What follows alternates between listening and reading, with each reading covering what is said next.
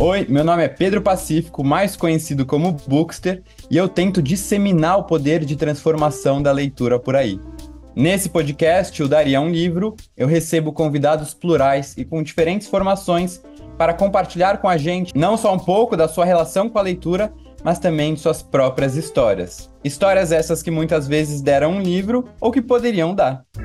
Terça-feira é o quê? Dia de novo episódio do Daria um Livro. E para conversar com a gente essa semana, temos uma convidada muito especial. Mas antes disso, queria lembrar para vocês que essa terceira temporada do Daria um Livro conta com o apoio especialíssimo da Livraria da Vila, que eu amo de paixão. Estou sempre na Livraria da Vila, nas suas mais diversas unidades, inclusive são 21 lojas espalhadas em São Paulo, capital interior, Paraná, Brasília e Goiás. Lá você pode encontrar uma curadoria muito boa. Eu adoro as mesas que eles fazem com vários estilos de literatura. Então você vai conversar com os livreiros, são livreiros que realmente entendem, são apaixonados por livros, ou seja, você vai sair com certeza com boas indicações. Também não deixe de acessar o site livrariadavila.com.br e viver também essa experiência. Bem-vindos a mais um episódio do podcast Daria um Livro. Hoje eu tô com uma convidada que eu venho tentando trazer ao Daria um Livro há um tempo, mas aí era presencial, ela mora em outra cidade, acho que não conseguia fazer isso acontecer, mas agora nessa nova temporada ela está aqui e eu estou muito feliz com isso porque eu sou muito fã dela como autora, como pessoa. Estamos com ninguém mais, ninguém menos que Eliana Alves Cruz, que é escritora e jornalista. Seu romance de estreia, aqui o Água de Barrela, que eu amo, já li, tem resenha, ganhou o prêmio Silveira Oliveira da Fundação Palmares em 2015. Ela é ainda autora de O Crime do Cais do Valongo. Nada digo de ti que em ti não, que em ti não veja, que eu não sei onde tá, porque eu tenho ele, eu sei. Solitária, que é o mais recente romance, é lançado em 2022 pela companhia. Ela também venceu o prêmio Jabuti na categoria Conto, com o livro A Vestida, em 2022. Ela tem livros infantis. Ela é atualmente apresentadora do Trilha das Letras da TV Brasil, que é um programa muito legal de entrevistas.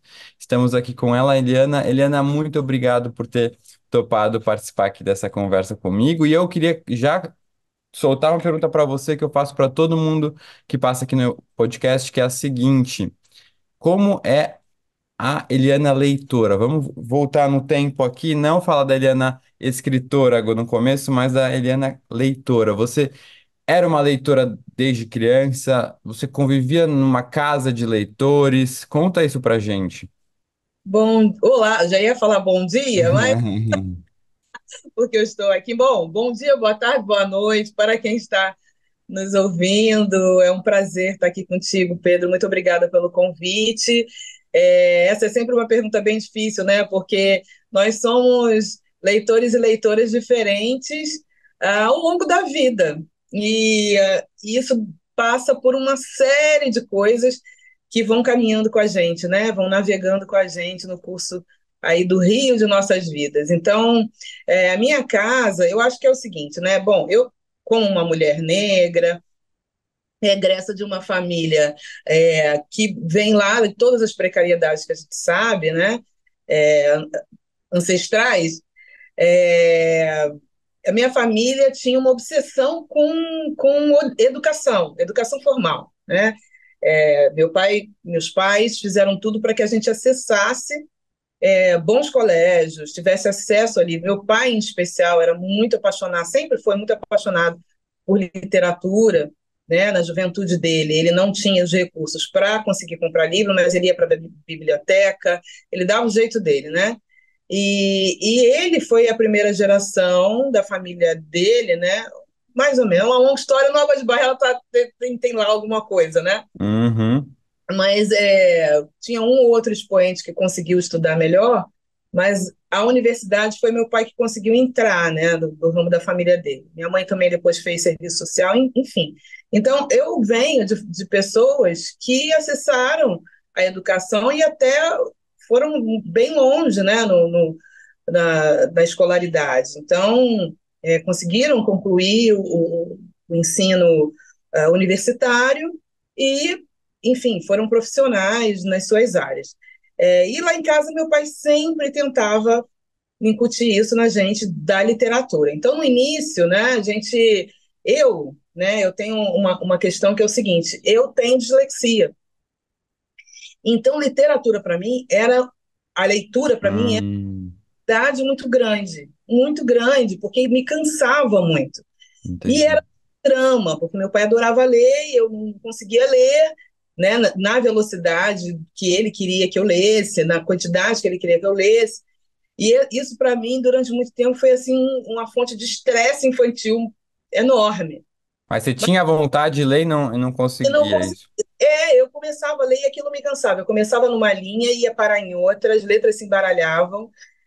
E aí, ler 2 páginas para mim era exaustivo mesmo, um cansaço físico. Isso, óbvio, me atrapalhou nos estudos, me atrapalhou em uma série de coisas. A minha mãe era professora, e minha mãe entendeu que tinha uma questão ali, e ela me levou. E isso é muito raro, eu acho que para pessoas da minha geração, né? Ela entendeu que eu precisava de um diagnóstico, que tinha alguma coisa que estava fora do. Nossa, é raro mesmo. E aí eu fui, na época não era nem fono, era logopedia, né, alguma coisa assim. E eu me lembro que a gente enfrentava ônibus, eu não sei o que, a gente morava no subúrbio do Rio, toda essa história para contar que eu engatei mesmo na literatura tardiamente por conta disso, né? Mas também, depois que eu comecei, isso eu vou te falar lá para os 16 anos e tal, eu vi que ali era um lugar de paz. Por quê?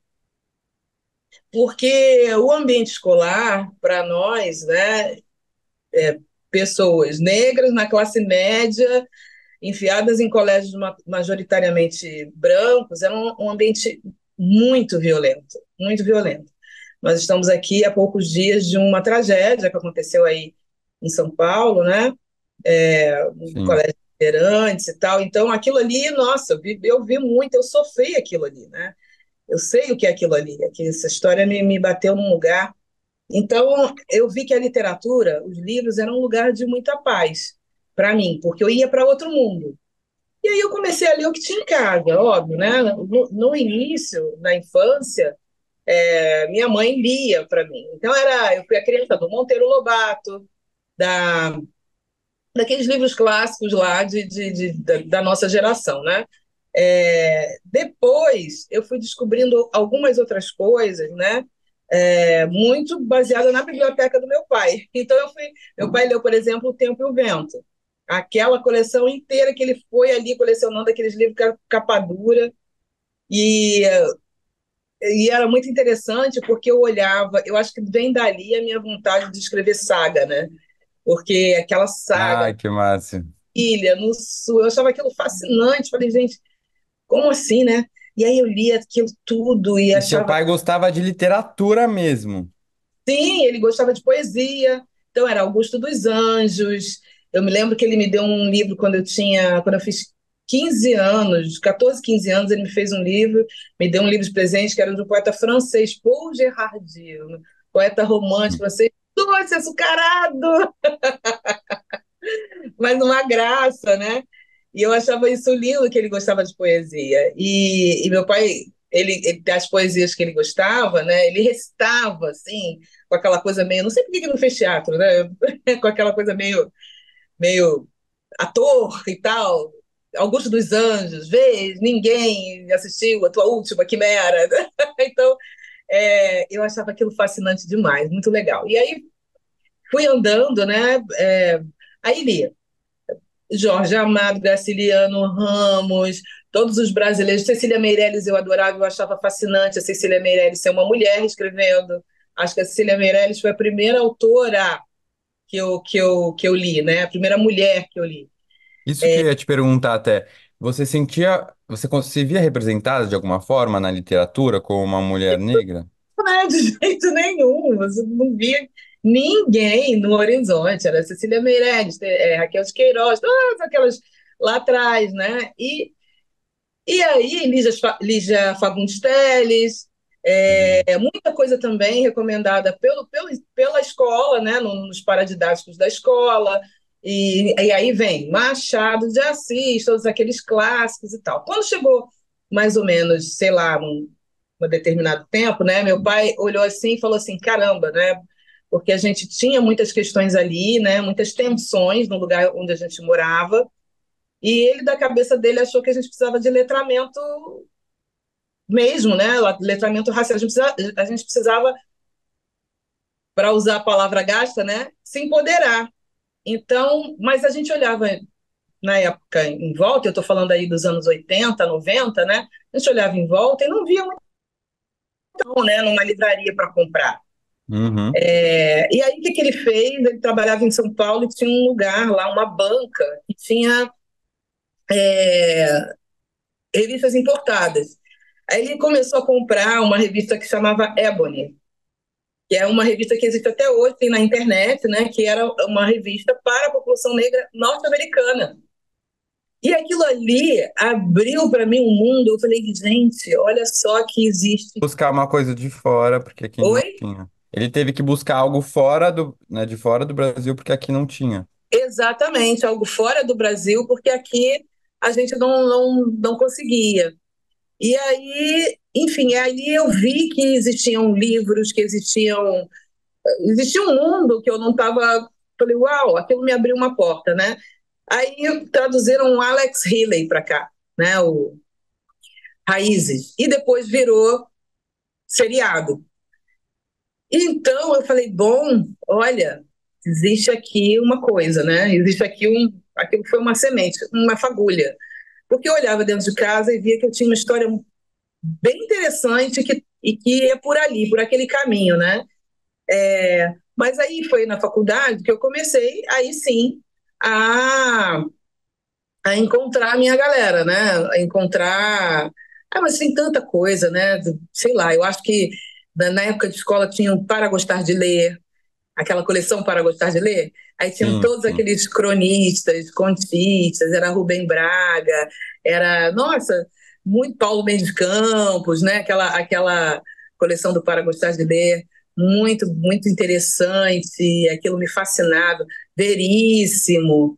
É, tinha também o Círculo do Livro, que Uhum. depois, anos depois, voltou com todas essas curadorias, né? De livros, que é algo semelhante ao Círculo do Sim. Livro antigamente. E o Círculo do Livro passou a ser uma expectativa para mim.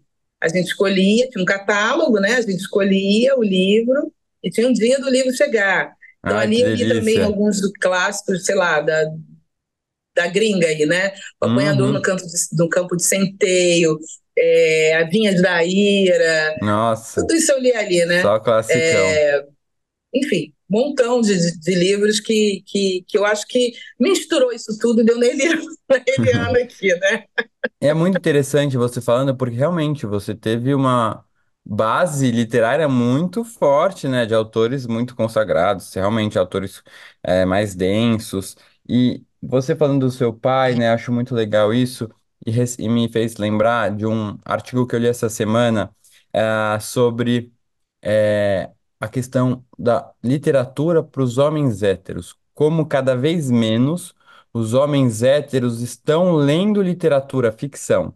Porque, e aí tem alguns motivos, um pouco a busca da produtividade, de querer ler só biografias de homens empreendedores, né, ou livros mais de empreendedorismo, negócios, como se a literatura ficasse mais relacionado a algo feminino que eles querem evitar, assim, ou se estão lendo meio escondido, nunca participam de nenhum clube de livro, né, não estão presentes nas redes falando disso, e é muito legal ver, né, por exemplo, seu pai como essa figura que te trouxe muito, né, então, o preconceito, né, talvez essa masculinidade frágil tá impedindo que muitos homens também mergulhem na literatura. Gente, isso é um veneno, né? É impressionante a forma como a sociedade cria os homens, é venenosa, é um negócio absolutamente mata o Uhum, ser, mata as possibilidades do ser. O cara se vê cercado de amarras que impedem de acessar coisas tão fascinantes exato. e lindas, Importantes, né? né? E Então eu vejo que necessárias. Perdão? E necessárias, né, para o ser E humano. necessárias, exatamente. Eu vejo que a literatura, né, principalmente eu acho que a escola é um lugar muito definidor dessas coisas todas, porque é onde isso tudo eclode, né? Uhum, Onde isso tudo eclode, é o começo de muitas coisas, ela é o terreno dos tímidos e dos oprimidos e dos, né? uhum, uhum, uhum. Então, os meninos que são tímidos ou que, enfim, estão ligados em outras coisas, vão lá por esse. Os outros não querem jogar futebol, porque É, como se uma coisa não pudesse misturar exato, com outra. Que bobagem, exato. bobagem, né? Enfim, Eu era dos tímidos, mas tô aqui, ó, cheio de livro atrás de mim, né? não Mas é? vamos lá. Mas a literatura é para todo mundo. Para os tímidos, quem gosta de jogar futebol, quem não gosta, é que as pessoas nem se permitem, né? Porque tem medo da opinião alheia, acham que a masculinidade não permite um mergulho nos sentimentos, nos romances. Muita bobagem. Uma bobagem É, extremada. exatamente. E agora vamos passar para Eliana, a autora, né? Você disse que todos aqueles livros que você leu, essa mistura toda resultou na Eliana de hoje, mas quando a gente pega o seu primeiro romance, O Água de Barrela, ele tem muito de quem você é, porque traz os seus ancestrais, né? Quem veio antes de você. É um livro muito impactante que faz muito sucesso, né? Continua fazendo muito sucesso. As avaliações são muito impressionantes. E eu queria que você contasse para quem não conhece, como que foi, o que que é o Água de Barrela, né? E como foi esse processo de escrita. E aí eu queria que você trouxesse mais esse lado pessoal, no primeiro momento, de mergulhar na história daqueles que te antecederam. Olha, como eu contei, né, agora na primeira pergunta, né, eu via que tinha uma história ali muito bacana e muito não contada, né, não contada na literatura brasileira. Passei uma vida para descobrir e conseguir escrever isso. As pessoas me perguntam: quanto tempo você levou para escrever esse livro que tem uma pesquisa histórica tão densa, né? Falei: a vida toda, né? Porque é fruto do diálogo e da escuta com todos os meus mais velhos, com os idosos, é fruto de, mas nossa, uma coisa assim, mas muito grande, né? Na prática, eu levei 6 anos escrevendo, né? Mas é uma pesquisa e é um livro da vida toda. E foi interessante, porque quando eu sentei para escrever, eu comecei pelo o texto que abre o livro, né? Imaginando aquela festa de 100 anos que eu participei e que eu estava lá com minha bisavó, olhando ela na cadeirinha de rodas, já muito velhinha, 100 anos, e entrando na cabeça dela. Então foi um começo, assim, como se você entrasse num lago e fosse escorregando para o fundo, sabe? Tendo a temperatura é uma coisa muito profunda mesmo, porque eu fui entrando na cabeça dela, imaginando o que aquela pessoa podia estar sentindo e traduzindo isso em palavras, e, e pronto. E ali foi assim um caminho sem volta. Eu acho que a minha vida é antes e depois desse livro. Eu descobri muitas coisas em mim, olhando, voltando nesses passos, né? Eu acho que ele é muito fascinante, porque a gente tem. E aí eu falo da população em geral, né? O Brasil tem um apagamento histórico dos seus. As pessoas, né? Os brasileiros e brasileiras, com exceção de uma elite muito restrita, não sabem quem foi o bisavô, né? Vão ali nos avós, mal ou bem, um ou outro bisavô, bisavó, mas a gente tem um apagamento enorme, né? Proposital da nossa história. Então, quando eu trouxe toda essa saga, as pessoas, nossa, é uma família que existe, essas pessoas existiram. Isso é muito incrível, né? Então, eu acho que é um abraço, né? É uma forma de dizer para todo mundo que a gente tem história sim, todo mundo tem berço, né? Todo mundo tem berço, e esse berço é o berço que formou a nação. Agora, assim, bem trazendo para o pessoal, tiveram momentos muito que eu achei que eu não ia conseguir, né?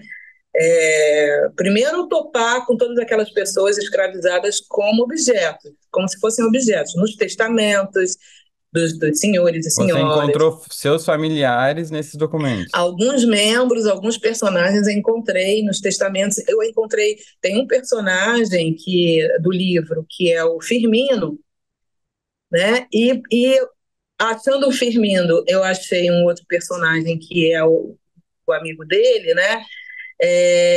O Fiel. Numa pesquisa eu achei sobre a Guerra do Paraguai, né? Então, quando a gente começa a achar essas pessoas assim soltas, né? Em passagens tão dolorosas da história, a gente nunca está num lugar do conforto, a gente está sempre num lugar de muita dor. Isso foi muito difícil para mim, né? Saber que a gente tem nas nossas células, né? Tanto martírio, né? Foram pessoas martirizadas. E outra coisa foi topar com a questão do adoecimento mental dessa população e os reflexos disso dentro da minha casa, né?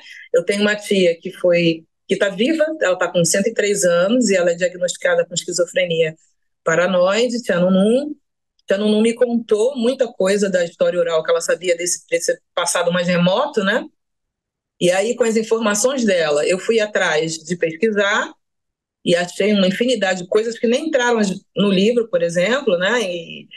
E ela me contou um monte de coisa e o tanto de dor que essa mulher passou, é, uma, a questão mental, né? Meu avô, uma pessoa adoecida mentalmente, e como isso foi determinante para a gente não atingir um lugar, a gente podia hoje estar em outro lugar, em termos econômicos, em termos de acesso. Eu poderia ser escritora há muito mais tempo. Eu publiquei com 49 anos, né? Eu poderia ter adiantado essa carreira muito antes. As consequências, a bola de neve que é.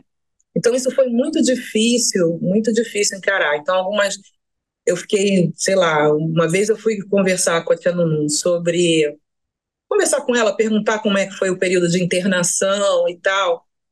E aí, Pedro, ela tremeu na cadeira como se ela estivesse recebendo choque elétrico. Ali eu Nossa, falei, não, eu não o posso, não trauma, né? posso, não posso trazer esse sofrimento à tona outra vez. E ali eu Não. parei mesmo, né? Uhum. Ali eu parei mesmo, falei, não vou continuar. Aí uma amiga minha falou, e eu estava num momento de vida assim dificílimo, né, com questões pessoais muito sérias e graves. Aí uma amiga minha falou assim, eu falei, eu vou jogar tudo fora, eu vou jogar tudo no lixo. Ela, não faça isso, não faça isso. Para um tempo, graças a Deus, Que Cláudia, muito bom. obrigada. É, todos nós Não faça isso. agradecemos. Deixa aí, vai resolver o que você tem que resolver, dá seu tempo, mas deixa aí. E realmente, né? Depois bom, vamos lá, respirei fundo. Então, por isso demorou 6 anos, né? Porque é isso, a gente tem a história do Brasil continua, né? Uhum. Continua. Totalmente. Como é que foi ver você, né? Você falou que publicou pela primeira vez mais tarde, né? Você poderia ter publicado antes, com toda certeza. Mas como é que foi ver esse livro ganhando cada vez mais leitores, né? Um livro que vendeu muito, eu não imagino, não sei quantos livros venderam, mas foi um livro que deve ter vendido muito. Eu já vi muita gente falar sobre ele. Como é que foi ver isso, né? Você imaginou em algum momento que essa história sobre o seu passado e o passado da sua família iria ganhar ter essa repercussão e hoje em dia ser referência, né? Quando a gente trata da temática do passado, né? Das famílias que tiveram parentes que foram escravizados. Você imaginou isso? E como é que foi isso para você? De jeito nenhum, não imaginei, não. Porque eu escrevi muito para mim, né? Para eu poder me encontrar e principalmente para as gerações que vêm depois. Meus filhos eram pequenos, muito pequenos, meu filho era muito pequeno, e depois nasceu minha filha, enfim, eles eram pequenininhos. Eu falei, cara, eu quero que eles, algum dia, não sei nem quando é que eles vão ler isso, e eles ainda não leram, meus filhos, né? E eu acho que eu estou dando o tempo deles, né? Eles vão ter o Uhum. tempo deles. Mas eu tenho absoluta certeza que quando eles lerem, eles vão conseguir entender muita coisa, vão conseguir se entender também, né? E eu nunca imaginei que ia ter essa repercussão toda. Eu me lembro que foi 2000 e... Eu não sei, eu já estava começando a ler esse livro, meu pai me deu de Natal Um Defeito de Cor, da Ana Maria Uhum. Gonçalves, né? E eu não li, porque eu estava lendo, que eu estava já começando a escrever o Água de Barreira. Se eu for ler isso aqui, eu vou ficar influenciada por isso aqui, né? Uma coisa vai contaminar Uhum. o livro, eu vou ficar contaminada por essa escrita. E aí fui lá, e depois que eu terminei de escrever o Água de Barrela, aí eu fui ler o Defeito de Cor. E uau!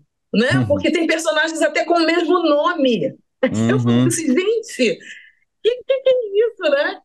Mas é porque ela mergulhou num período, que é o século XIX, que os nomes eram aqueles, né? Não tinha muito para onde Sim. correr, a região é a mesma, né? A região do país, então, óbvio, tem muitas semelhanças, né? Mas eu falei, nossa, mas que incrível, né? Como diz o próprio livro dela, né? Sincronicidade. É, Foi muito bonito isso, e eu acho que por aí também, porque o livro dela já estava circulando desde 2007, né? E aí eu acho que pegou um público um pouco órfão daquela história, Entendi. né? Pegou um pessoal que estava órfão daquela história e não teve mais nada nesse meio que se assemelhasse àquilo. Então, Água de Barrela acabou se beneficiando um pouco desse sucesso de Um Defeito de Cor. E aí, Ana Maria, um beijo para você, seu talento, sua dedicação com esse livro, que é um clássico, né? Um clássico. Já da literatura do século XXI no Brasil. Muito lindo, eu fico muito orgulhosa, né, das pessoas compararem também, das pessoas lerem com a mesma paixão. Uhum. Eu acho, Pedro, que é tudo um mosaico, né? Na verdade, a gente tem uma história muito rasurada, como se fosse uma tapeçaria que foi queimada, né, ou danificada, e a gente tem que costurar. Cada um tem um pedacinho. Então, cada escrita dessa vai refazendo esse Uhum. mural. Sim. E até uma pergunta que queria te fazer, que é exatamente sobre isso. Você já leu Eu, Tituba, Bruxa Negra de Salem? Sim, sim, Então, Maris é, Condé. é exato, é um livro que eu gosto muito e ela faz justamente isso, né? Pega os pequenos retalhos que sobreviveram ao filtro histórico para, usando a ficção, contar a história de Tituba, né? Uma mulher negra escravizada que foi condenada nos tribunais de Salem. Você faz algo muito semelhante e eu queria né, saber se você acredita que a literatura tem essa função, ela consegue de alguma forma reparar um pouco o que esse filtro histórico discriminatório causou, ou não é tanto uma medida reparatória, mas uma medida talvez de conforto para quem, né, para alguém que vê que teve familiares? Qual seria a função que a literatura, na sua opinião, consegue atingir nesses casos? Pois então, elaborar essas vidas, né? Eu acho que a pesquisadora Saidia Hartmann, que eu gosto muito, né? Ela tem esse conceito da fabulação crítica, que o que é isso, né? A gente não tem como a gente reconstituir vidas, muitas vidas, milhões de vidas que foram perdidas e milhões de histórias que foram perdidas, literalmente. A gente não tem como Uhum, refazer esses passos literalmente. As pessoas não estão mais aqui, muitos registros estão adulterados, ou sumidos, ou desaparecidos, mas é, a gente pode fabular essas vidas. E quando eu falo fabular, não é inventar, é uma fabulação, por isso daí a palavra crítica, é uma fabulação crítica. A gente fabula, mas dentro da verossimilhança. Aquilo poderia ter acontecido? Poderia, né? Isso fazia parte daquele universo? Fazia. Então, eu acho que é muito isso que a gente faz. Eu acho que reparação, essa conta, Pedro, é impagável.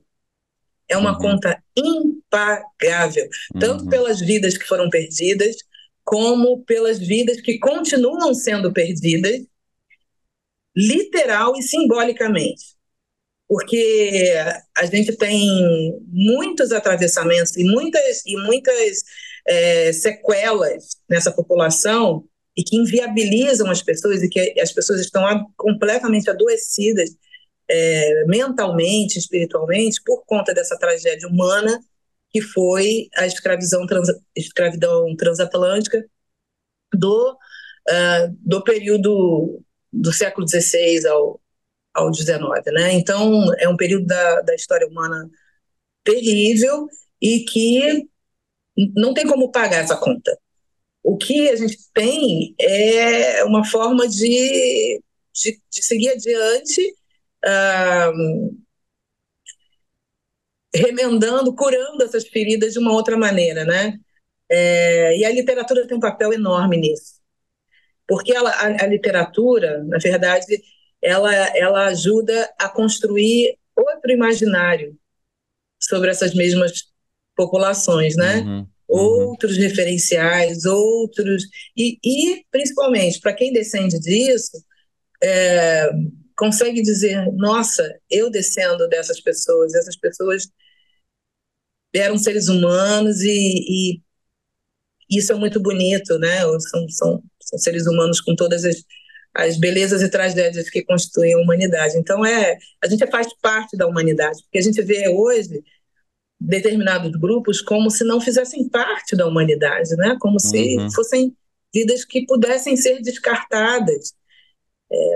Olha o que acontece em Gaza, e aí eu não falo nem apenas da questão negra, né? A gente tem... Uau! Nossa, se a gente for enveredar por esse papo aí, nossa, né? a É gente vai fazer uma muita lista, gente né? que está à parte, e a gente tem que cada vez mais fazer um esforço para que todos estejam dentro. Completamente.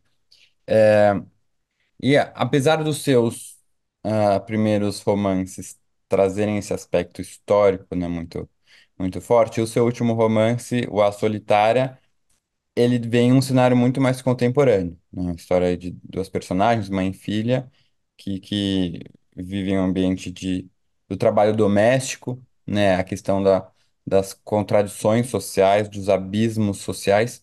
Como é que foi sair um pouco desse passado para enxergar o que acontece hoje? Você sentiu uma necessidade de escrever sobre isso, como se agora eu preciso olhar para o que está aqui, a minha volta acontecendo agora? Sim, sim, eu acho que é uma relação direta, né? Agora, o livro foi publicado em Portugal, e a artista que fez a capa fez uma capa muito inspirada, eu acho, né? Ela é muito semelhante, né? Tem um diálogo com Água de Barrela, com a capa do Água de Barrela. E eu achei aquilo genial, porque realmente a história de Solitária é uma sobrevida daquilo que aconteceu lá, né? É Uhum. a atualização daquilo que aconteceu lá. Eu achei sensacional ela fazer essa ponte. É, e é bem isso, né? Eu olhava em volta, e foi bem no meio da pandemia, e teve aquele menino que caiu do prédio, sabe? Enfim, tanta gente em trabalho análogo à escravidão, em cárcere privado, um monte de empregada doméstica morrendo de Covid porque não conseguia em casa. Eu falei, gente, mas que Brasil escravocrata é esse em pleno século XXI? Aquilo me chocou, e as pessoas sem vergonha nenhuma de expor as empregadas e empregados ali confinados junto com elas, sabe? Como se Uhum. essas pessoas não tivessem família. Então, aquilo me chocou, né? Eu acho que a gente precisa, como é que eu posso dizer, desanestesiar o coração. A gente está com o coração anestesiado. As coisas ficaram muito naturalizadas. A gente tem que desnaturalizar esse estado de coisas, sabe? E entender que cada pessoa dessas é um ser humano, né? De novo, a história da humanidade, e que tem suas subjetividades e suas reflexões e suas, né? E olha em volta e tem vida, e enfim, tem camadas, são pessoas tridimensionais, e, enfim. E aí eu resolvi escrever. Agora, para mim, é bem mais difícil, né? O contemporâneo, porque eu tô dentro dessa história, né? Eu agora estou Uhum. escrevendo um que, uau, como está sendo difícil, porque eu resolvi ir para a classe média, e a classe média é esse caos, e eu tô dentro disso total, né? Minha família não está mais naquela precariedade lá e tal, não sei o quê. Agora eu tô aqui, né? Comigo a história. Então nossa senhora, difícil, difícil. Mas é esse exercício de fabulação que é o fascinante da literatura, né? E a gente também pode sair da gente, né? A gente vai para outras existências e, enfim, outros mundos. E isso é muito bacana. Sim, e falando disso de ir para outros mundos, de vez em quando, né, algumas pessoas que passam por aqui e que pertencem a grupos minorizados, não só relacionados à questão de raça, mas orientação sexual, gênero, falam com uma certa frequência assim. Eu também tô cansado de, às vezes, escrever ou ser só convidado para falar de um determinado tema, como se eu só. Se aquilo me definisse, né? Eu sou gay, escrevo sobre personagens gays e vou ser convidado só a falar em questões de diversidade, tudo. Você sente esse incômodo de um determinado momento? Você, de ser reconhecida como uma pessoa que pode falar sobre uma autora que pode falar sobre diversos temas, isso é um ponto para você? Ou não? Ou talvez o aspecto social e político vem em primeiro lugar para você? Porque eu vejo que seus livros têm muito essa questão social e política, mas também tem muito afeto, tem muito sentimento, tem muito sobre o humano, né? Que não Sim, necessariamente precisariam estar, né, no romance assim. Você sente que você ainda precisa escrever sobre isso? Tem vontade, né? Como é que é esse universo, né? Até pensando num mercado editorial que às vezes tenta classificar e categorizar a literatura negra, né? Como é que é isso para você? olha, Pedro, eu acho que tudo na vida são escolhas, né? A gente escolhe. Eu, quando me debrucei, bom, vou escrever, né? Eu, aos poucos, fui desenhando um projeto literário. E o meu projeto literário, ele tem a questão das pessoas negras no Brasil como centrais, né? São personagens que são protagonistas. Então não tem muito por onde fugir, né? Sempre vou ser requisitada para falar sobre isso e está tudo bem. A questão é que eu acho que a gente é isso, a gente tem a tendência de reduzir as pessoas a confinar. É, A gente tem a exato. tendência de confinar. A gente quer confinar e quer enfiar em caixinhas todo mundo. E as pessoas não são uma coisa só, né? Eu acho que esses livros mesmo não são só sobre isso, né? Falam Não, sobre, de forma alguma. meu Deus, tanta coisa, né? Família, o que é família? Quem é família para você? Quem é, enfim, a educação, falam sobre esperança, sobre desesperança, sobre depressão, sobre questões mentais, fala tanta coisa, política, né? Política. Tem, aí por trás tem um pano de fundo político enorme, né? Da política, a constituição da política no Brasil, como as coisas foram se estruturando e se enfronhando, né? Como a gente tem castas que a questão de classe, né? Enfim, tem uma série de coisas ali dentro. Mas isso salta aos olhos, principalmente quando as pessoas fazem o cara crachá, né? Olha o livro, olha o autor, olha o autor, olha o livro. Então, Aham. me colocam nessa cata. Eu não me incomodo muito com Não, isso, mas eu sempre que eu vou falar, mesmo que seja para falar sobre essas coisas, eu falo sobre outras coisas, né? entendi. É, e eu acho que aos poucos a gente vai conseguindo soltar um pouco essa amarra. Eu me lembro que a Conceição Evaristo, lá atrás, quando ela começou a ficar mais conhecida do público, resgataram da biografia dela a questão de que ela foi babá um ano da vida e tal. E aí, pronto, tudo que era manchete era a ex-empregada doméstica que virou literata aí, não sei o que, a babá que não sei o que, não sei o que, não sei o que, não sei o que, não sei o que. Ela parou de falar, ela parou de citar isso nas entrevistas, e isso desapareceu das manchetes, né? E, obviamente, a obra dela foi sendo mais consumida, mais, né, estudada, inclusive, na academia. Não é aquela frase idiota que dizem, Se você parar de falar do racismo, ele desaparece. Não, não é isso, né? Uhum. Mas é justamente aonde você ilumina, né? O que Entendi. você ilumina da sua biografia, que às vezes pode dominar toda essa história. Então, eu entendo muito bem as pessoas que não falam determinadas tragédias que viveram, por exemplo, porque senão elas passam a ser Uhum. definidas por aquilo, né? Uhum. É, mas é isso, eu acho que não é muito uma questão, mas eu acho que as pessoas podiam ser um pouco mais criativas, né, na hora de criar essas mesas literárias, essas entrevistas, gente. Sim, sim. Né? Vamos usar a criatividade, vamos misturar esse público, por É, que não, né? Vamos exato. misturar. Por exemplo, eu escrevo livros infantis, né? E uma coisa que eu observo, você vai para os eventos, os autores e autoras de histórias infantis são um grupo. O pessoal que escreve história para adultos é outro grupo. É, Enquanto que é tudo a mesma coisa, tudo literatura. Por é, que não bota um autor de livro exato. E infantil para até falar? as trocas vão ser muito interessantes, né? Pelo amor de Deus, né? Você está falando com o pai daquela criança e o pai Uhum. daquela criança está falando com aquela criança. Então Uhum. uau, seria riquíssimo, né? Mas a gente Uhum. tem essa visão viciada. Então vamos desviciar o olhar. Uhum. É curioso isso. Eu também me incomoda às vezes essa formação desses painéis. Você até consegue imaginar quais vão ser as composições, né? E foi interessante porque ano passado, na Bienal do Rio, eu participei de um painel que era eu e mais três mulheres negras. É, E eu lembro até quando a mediadora foi falar, falou assim, nossa, eu até fiquei com medo de fazer um painel diferente assim, né, trazer um homem branco, né, com todos os privilégios, ainda que seja gay, para falar um pouco sobre esse tema sexualidade, literatura, e com três mulheres negras que falam sobre o assunto. Falei assim, né? Eu fiquei até com assim, medo de ser julgada por fazer uma mesa dessa.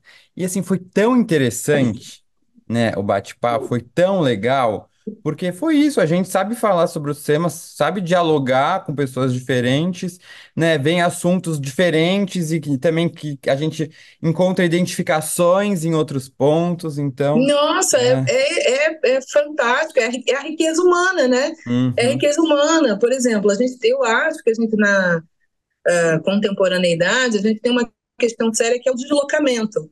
Deslocamento físico, a gente tem uma crise humanitária de refugiados no mundo. Nossa. Olha o que acontece no próprio Brasil, a gente recebe Uhum. uma quantidade de refugiados gigante de países vizinhos aqui nossos e de fora, e na Europa nem se fala, né? Mas existem pessoas que se sentem refugiadas dentro do próprio país.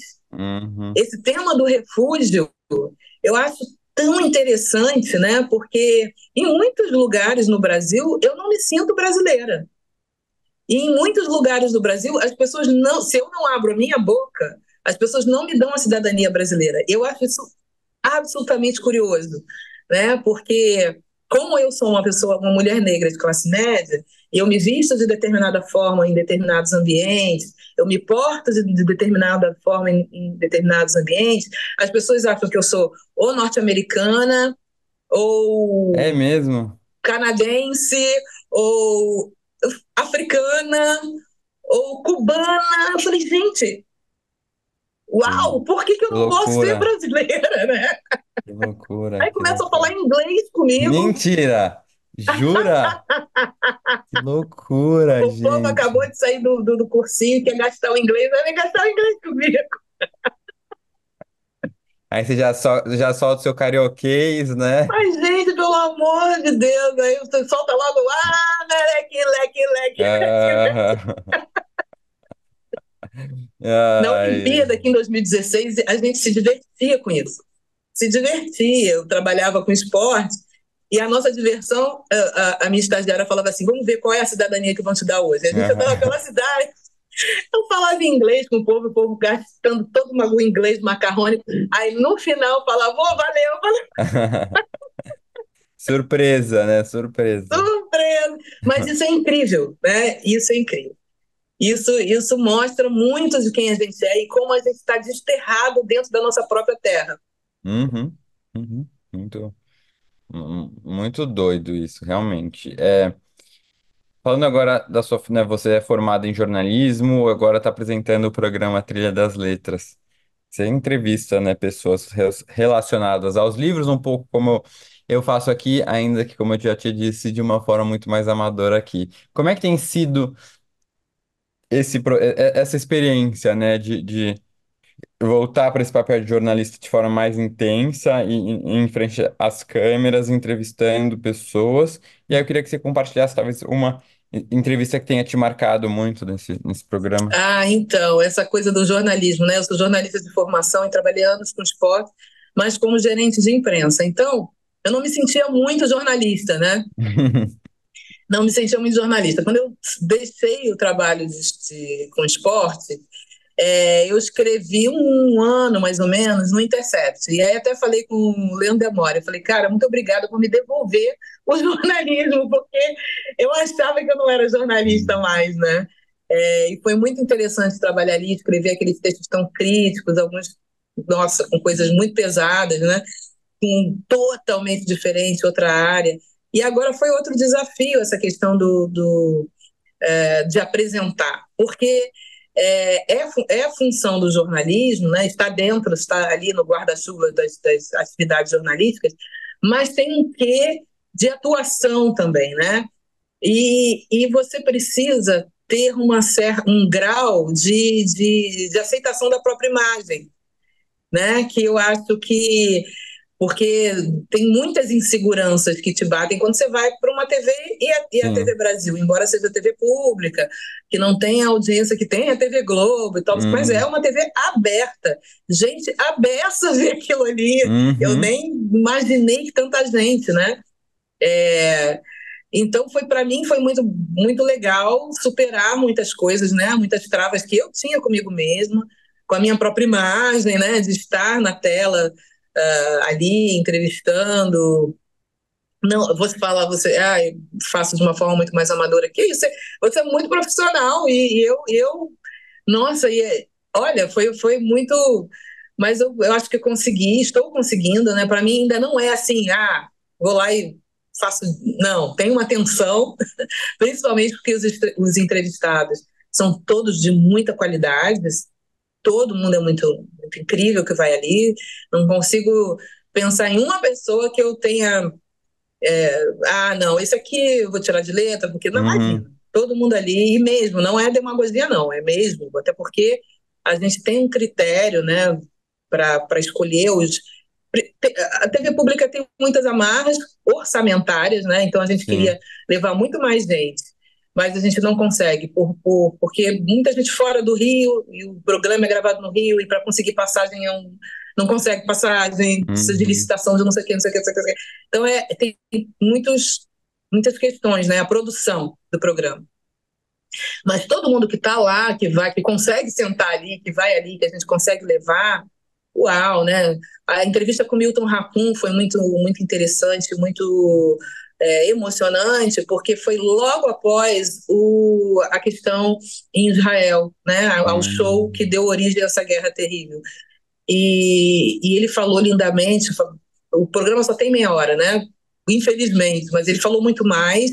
E eu me lembro que a biblioteca estava aberta, né? Porque a gente grava na Bibliomaison, que é a Uhum. biblioteca do consulado Francês. francês no Rio, que é aberta ao público. Ela fecha apenas as segundas-feiras que fecha para a gente gravar, mas o Milton só estaria ali naquele dia. Então a gente conseguiu, por favor, pelo amor de Deus, e aí eles abriram, mas o público estava lá, da biblioteca, né? Uhum. E aí as pessoas todas pararam para escutar, né? E no Ah, que final massa. aplaudiram ele, porque ele falou lindamente, Milton Rato, né? Então tem muitos, Conceição, Itamar, Daniela Arbex, com aqueles temas dolorosos que aquela mulher mergulha, meu Deus do céu, não sei se eu Uhum. ia ter coração para fazer o que ela faz, né? Nossa. Ela é genial o trabalho da Daniela, muita gente. Então a gente fica muito feliz porque isso fica gravado para a história também, Sim, né? com certeza, com certeza. E assim, todos esses autores que você falou passaram já aqui. E realmente, eu concordo quando você diz, né, que a gente se surpreende muitas vezes, né? Tem muita troca interessante e não dá para tirar nada de letra. Não Realmente não dá. dá. Escolastique, pelo amor de Deus, sobrevivente do massacre de Ruanda.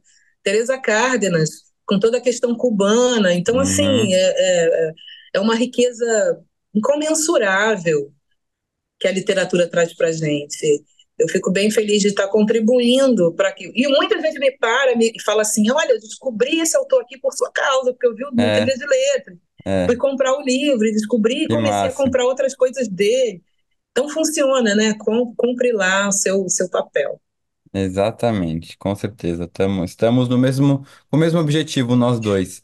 É, agora, já caminhando um pouco para o fim, eu queria que você só te perguntar o seguinte, antes da gente ir para a parte final. Eu vejo cada vez menos, né, a gente tá falando dos homens héteros lendo menos literatura, que é algo que realmente acontece. Por exemplo, assim, dos 500 mais de 500 mil seguidores no meu Instagram, 80% é mulher, né? Isso é um fato. Mas ainda o público em geral, não só homens, o público leitor brasileiro está cada vez mais reticente também em ler literatura, porque enxerga isso como uma perda de tempo, né? Quer ler livros utilitaristas. E o que você diria então para quem acha que ler ficção é perda de tempo?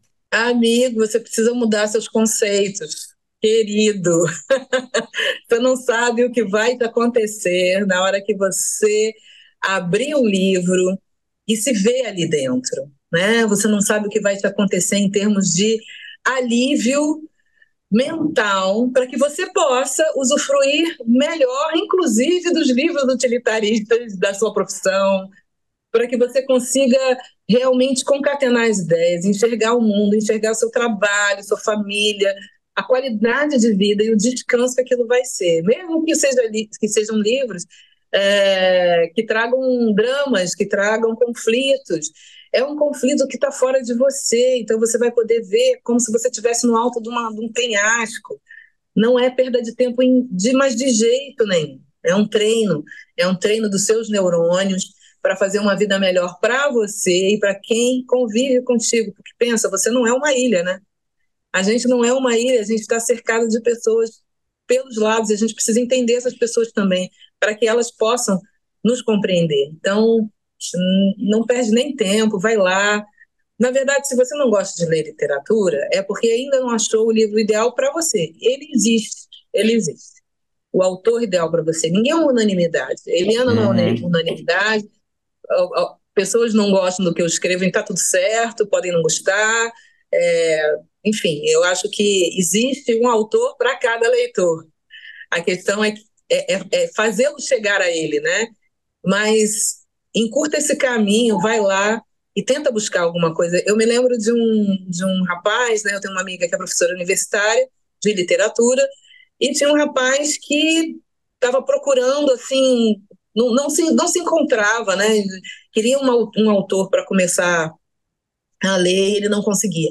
Até que ele achou a Fatou Diom. Ele adora futebol, e aí a Uhum. Fatou Diom tem uma história maravilhosa, que é na barriga do Atlântico, né? Que é o irmão dela que vai jogar futebol na França. Ele descobriu essa autora e pronto, achou alguém, né? Achou um estilo, achou. Então eu acho que é isso, é uma busca, é um exercício muito incrível mesmo. Só É. lamento quem não consegue Concordo enxergar. totalmente com você. Concordo totalmente com você. Agora indo para a parte final, que é o nosso ping-pong literário, mas não só literário. Perguntas rápidas, respostas rápidas. Combinado? Ok. Um livro de cabeceira. 100 anos de solidão. Um livro que você indica para todo mundo. Olhos d'água. Por que você escreve? Porque eu não sei viver sem. Um livro que gostaria de ter escrito. Um livro que eu gostaria de ter escrito. Ai, meu Deus. Ih, agora pegou, hein? É, O olho mais azul. maravilhoso. Se você pudesse conhecer, tomar um café com um autor ou autora, vivo ou morto, quem seria? Tomar um café vivo ou morto? Ah, então eu queria ressuscitar Sim. Toni Morrison. Gênero literário favorito? Romance. Foge de spoilers? Sim, para livros que eu não li? É. Ai, gente, não, não, spoiler não. Livro físico ou digital? Físico. Grandes autores usaram pseudônimos. Qual seria o seu? Ai, gente, sei lá. Não tem um Eu só apelidinho? consigo pensar em pseudônimos óbvios, né? Que eu vou dizer é ela. Ai, uma música, Uma música. Uma música. Qualquer uma do Gilberto Gil, eu amo Gilberto. um filme, Um filme. A Cor Púrpura. uma série. Uma série. Uma série, uma série, uma série. Deixa eu pensar. Sopranos. Uma comida que você ama, Comida que eu amo? Caruru. um destino inesquecível, Bahia. o livro que você está lendo agora, Vento em Setembro, do Tony Bellotto. uma inspiração literária para você. Uma inspiração literária. Carolina Maria de Jesus. Qual será a sua próxima leitura? Olha, eu tenho lido muito para trabalhar, né? Graças a Deus. Graças a Deus. Então, é, eu vou ler agora o livro da Carmen Lúcia, da ministra Hum, Carmen Lúcia. Está me legal. fugindo o nome agora. Vou ler porque eu vou entrevistá-la que fique. Ai, que demais, que demais. E todo mundo que passa aqui, eu dou um livro, então também pode ser sua próxima leitura. Deve ser difícil que você lê muita coisa, tem muita coisa. Deixa eu tentar aqui um, senão a gente muda aqui. Você já leu Garota, Mulher e Outras?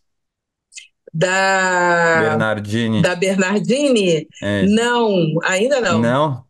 Então vai ser esse livro que você vai receber na sua casa, que eu vou te dar de presente. Oba! Esse livro é maravilhoso e na nossa conversa me veio muito à cabeça, porque ele, eu li esse livro ano passado, inclusive, ele traz histórias de mulheres contemporâneas, mulheres negras contemporâneas, mas assim, nas suas mais diversas peculiaridades possíveis, cada um com histórias muito diferentes, com vivências muito diferentes, com medos, angústias, amores. Assim, é muito, muito rico o livro, muito atual, muito diverso, e é um pouco que a gente estava falando sobre, né? A gente. Tá, existe a questão racial que liga todas essas personagens que são retratadas pela autora, mas existe muito mais também, né? Porque não, a tentativa de categorizar e confinar aquelas personagens nunca vai dar certo, porque elas são muito diferentes umas das outras. Então, depois eu vou pegar seu endereço e você vai receber na sua Ah, casa, com muito carinho. Então, você vai receber na sua casa.